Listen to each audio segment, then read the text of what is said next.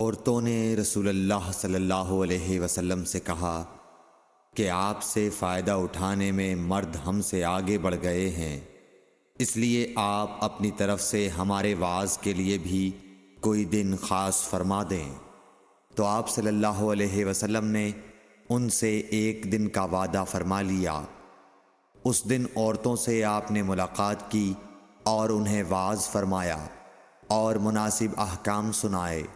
جو کچھ آپ صلی اللہ علیہ وسلم نے ان سے فرمایا تھا اس میں یہ بات بھی تھی کہ جو کوئی عورت تم میں سے اپنے 3 لڑکے آگے بھیج دے گی تو وہ اس کے لیے دوزخ سے پناہ بن جائیں گے۔ اس پر ایک عورت نے کہا اگر 2 بچے بھیج دے؟ آپ نے فرمایا ہاں، اور 2 کا بھی یہ حکم ہے۔ صحیح بخاری حدیث نمبر 101۔ حضور اکرم صلی اللہ علیہ وآلہ وسلم نے فرمایا کہ ایسے 3 بچے جو ابھی بلوغت کو نہ پہنچے ہوں۔ صحیح بخاری حدیث نمبر 102۔ نبی کریم صلی اللہ علیہ وسلم نے فرمایا کہ جس سے حساب لیا گیا اسے عذاب کیا جائے گا۔ حضرت عائشہ رضی اللہ تعالی عنہا فرماتی ہیں کہ یہ سن کر میں نے کہا کہ کیا اللہ نے یہ نہیں فرمایا کہ عنقریب اس سے آسان حساب لیا جائے گا؟ رسول اللہ صلی اللہ علیہ وسلم نے فرمایا کہ یہ صرف اللہ کے دربار میں پیشی کا ذکر ہے، لیکن جس کے حساب میں جانچ پڑتال کی گئی سمجھو وہ غارت ہو گیا۔ صحیح بخاری حدیث نمبر 103۔ رسول اللہ صلی اللہ علیہ وسلم نے اللہ کی حمد و ثنا بیان کی، پھر فرمایا کہ مکے کو اللہ نے حرام کیا ہے، آدمیوں نے حرام نہیں کیا۔ تو سن لو کہ کسی شخص کے لیے جو اللہ پر اور یوم آخرت پر ایمان رکھتا ہو جائز نہیں ہے کہ مکے میں خون ریزی کرے یا اس کا کوئی پیڑ کاٹے۔ پھر اگر کوئی اللہ کے رسول کے لڑنے کی وجہ سے اس کا جواز نکالے تو اس سے کہہ دو اللہ نے اپنے رسول کے لیے اجازت دی تھی، تمہارے لیے نہیں دی، اور مجھے بھی دن کے کچھ لمحوں کے لیے اجازت ملی تھی، آج اس کی حرمت لوٹ آئی جیسی کل تھی، اور حاضر غائب کو یہ بات پہنچا دے۔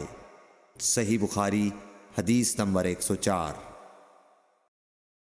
ایک مرتبہ ابو بکر رضی اللہ عنہ نے رسول اللہ صلی اللہ علیہ وسلم کا ذکر کیا کہ آپ صلی اللہ علیہ وسلم نے فرمایا تمہارے خون اور تمہارے مال۔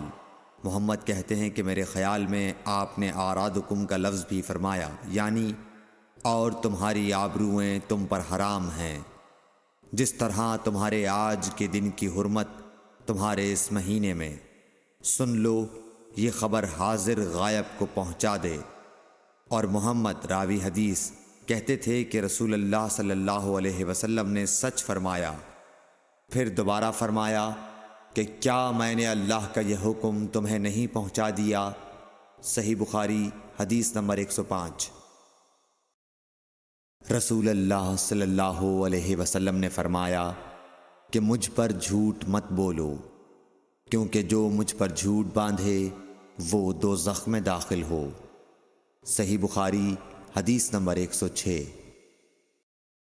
رسول اللہ صلی اللہ علیہ وسلم نے فرمایا کہ جو شخص مجھ پر جھوٹ باندھے گا وہ اپنا ٹھکانہ جہنم بنا لے۔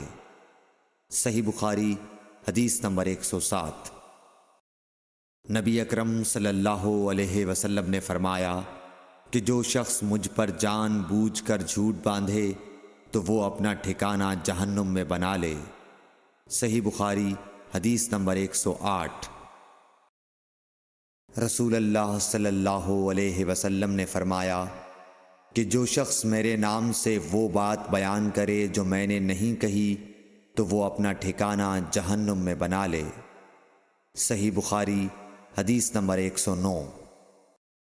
رسول اللہ صلی اللہ علیہ وسلم کا فرمان ہے کہ اپنی اولاد کا میرے نام کے اوپر نام رکھو مگر میری کنیت اختیار نہ کرو، اور جس شخص نے مجھے خواب میں دیکھا تو بلا شبہ اس نے مجھے دیکھا، کیونکہ شیطان میری صورت میں نہیں آ سکتا، اور جو شخص مجھ پر جان بوجھ کر جھوٹ بولے وہ دوزخ میں اپنا ٹھکانہ تلاش کرے۔